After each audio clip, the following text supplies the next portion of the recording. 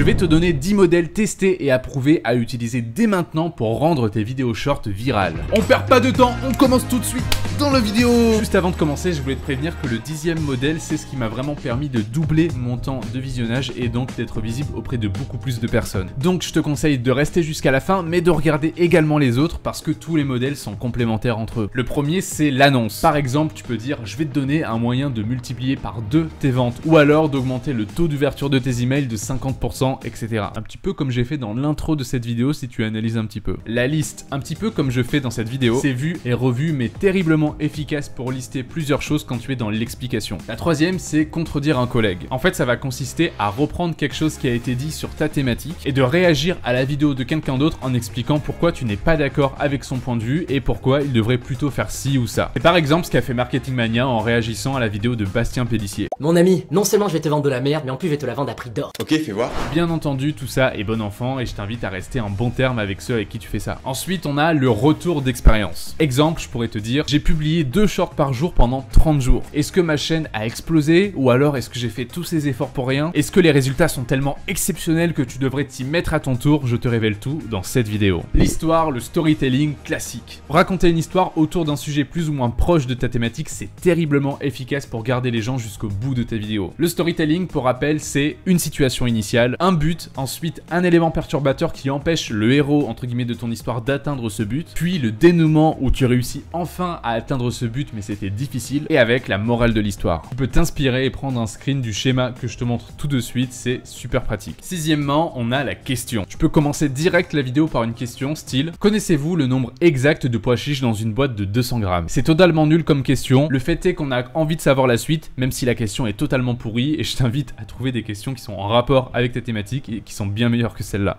La métaphore. Ça là, c'est un peu l'une de mes préférées parce que j'utilise très souvent dans mes vidéos short. En gros, le but, c'est de commencer avec quelque chose qui n'a rien à voir, mais de trouver une transition sur ton sujet. Tu vois ces bananes, il y en a 3. 1, 2, 3. Et ça tombe bien parce que 3, c'est le nombre de moyens différents que tu as de promouvoir ta vidéo sur les réseaux sociaux. En 8e, on a le jeu de rôle et celui-ci est très populaire sur TikTok. Ça consiste à incarner 2 personnages différents qui vont se parler entre eux. C'est pratique si tu veux répondre à une question qu'on te pose souvent. Tu peux incarner une personne qui serait ton potentiel prospect avec ses questions, ses objections en mode oui mais si, oui mais machin. En 9e, on a le wait for it. Ça consiste à commencer à faire quelque chose et même si la personne ne comprend pas vraiment où tu veux en venir, elle va avoir envie de rester pour comprendre la fin. Ça se fait beaucoup par exemple avec les gens qui confectionnent un gâteau, un château de cartes ou un tour de magie par exemple. À toi de trouver quelque chose qui correspond à ta thématique. Le 10e, le tant attendu, le twist. Celui-là c'est vraiment mon préféré, j'adore le faire. En fait, il consiste à baser ta vidéo sur une boucle. En gros, la phrase que tu vas utiliser pour conclure ta vidéo va également te servir à la commencer. Ce qui fait que tu vas finir ta vidéo en plein milieu d'une phrase, ce qui va obliger le spectateur à la relancer en boucle pour avoir la conclusion. Je finis toujours mes vidéos en plein milieu d'une phrase. Un commentaire sur LinkedIn me demandait pourquoi je faisais ça. Et oui, car sur cette plateforme, contrairement à Instagram ou TikTok, les vidéos ne se répètent pas en boucle. En fait, en plus d'être assez drôle pour moi et pour vous, enfin j'espère, ça augmente